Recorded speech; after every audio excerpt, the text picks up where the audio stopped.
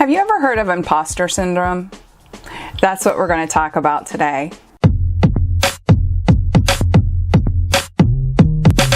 Hey everyone, it's Sarah and welcome back to my leadership development video series where we talk about the people side of business.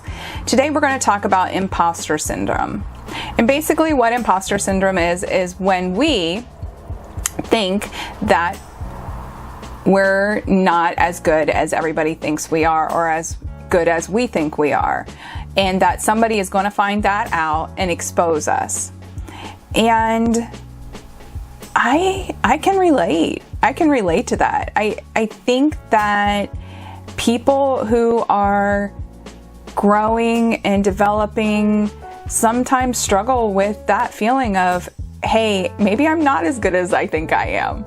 I was having a great conversation with a young lady the other day, and she was super successful. I totally admire her in what she's been able to accomplish. And she said, you know, I struggle with anxiety. I struggle with the thought that people are going to figure out that I'm not as good as they think I am. And that can be tough. And that can debilitate somebody who is in an important role in your organization.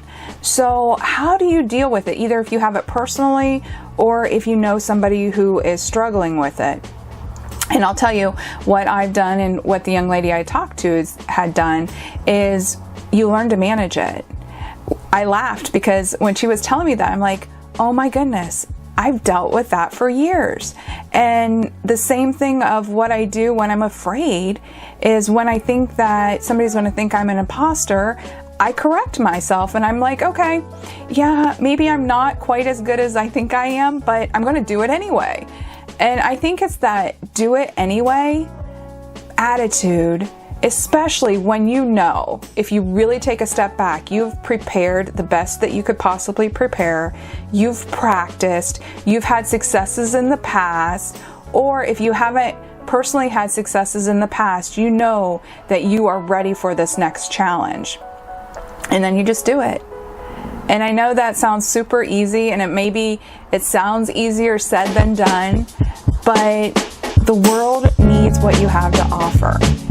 And you not doing something because you're afraid that somebody is going to think that you're an imposter, or somebody's going to think that you're not good enough, or that you're not nearly as good as what you claim to be, doesn't allow you to bring your full self into the situation. So next time you feel like you're an imposter, or that somebody's going to find out you're an imposter, I'd like you to pause, take a deep breath, and remind yourself of how qualified, how much you've been working and practicing. And then I want you to remind yourself that even if you fail, it's a great learning experience. All right. Have you ever had imposter syndrome? Have you ever thought, oh my gosh, I'm not nearly as good as what everybody else thinks I am? Go ahead and comment below. I'd love to hear from you.